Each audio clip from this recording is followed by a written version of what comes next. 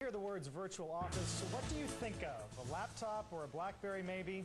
I bet desks and break rooms probably never even crossed your mind. But virtual offices are quickly becoming a solution for small businesses that want to enter new markets, but without the high costs. In this morning's Wall Street Journal, small business editor Wendy Bounds took a look at a few of the companies that offer those kinds of offices, and she joins us here this morning. This is like smoke and mirrors, like trying to look like you're everywhere when you're really not, right? Like you have a space when you don't. I mean, as you know, having office space is one of the most expensive things a small business has to do. It can be a noose around their neck if they're not careful to sign a long-term lease. Shared office spaces where multiple companies have offices under one roof with amenities like copy machines and kitchens and things like that.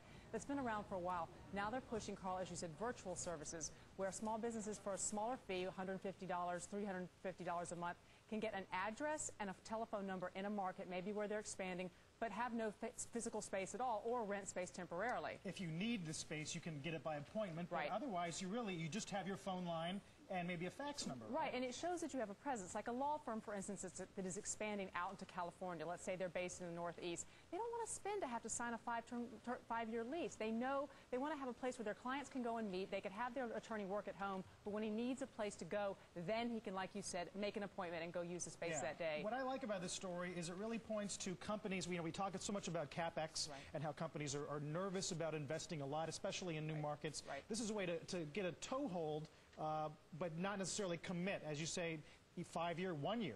1 year. I mean, you can even do this for a month. And think about it. We're in a global economy. You want to set up a business presence in Spain. You can have, within an hour, you can call up and with one of these services from a Regis group or another player, you can have someone answering your calls in Spanish that day. And you can have a presence in that market, again, without, like you say, investing all the money to get a physical space that you might wind up not needing. You say there could 4,000 of these in America, 5,500 worldwide? Yeah, and it's fast growing. And I think what's really interesting is that they are going after the small business market now. And I think that, again, this was something in the old days people used to kind of shy away from shared office concept. They thought it wasn't real office space. We've got a mobile workforce. We've got all these wireless tools. And we have small businesses now who really are starting to take advantage of this because they say we can be everywhere without having to pay, to pay that cost. Some of the drawbacks, I guess, would be if, in fact, you can't manage to get space on the time you want it. And some of these fees over time, I imagine the more services you want, the more those fees add up. That's an excellent point because it's not as if every fax that you send is included in that monthly fee. You have to pay extra for the faxing, for the copying. And let's say you have someone down the hall, who's making a lot of noise, someone like a Liz Clayman who likes to play her music while she's oh, you don't working, even know. Or something like that.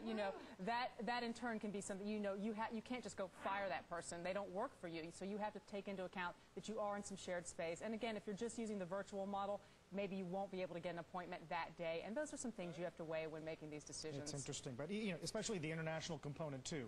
For those who have no familiarity with those kinds of markets, it's a nice way to get in. Yep, especially if you're a startup, this is one of the things you really want to think about is not having to plunk all your money into office space right away. Right. That's expensive. Wendy, thank you. Thanks, Wendy Bounds.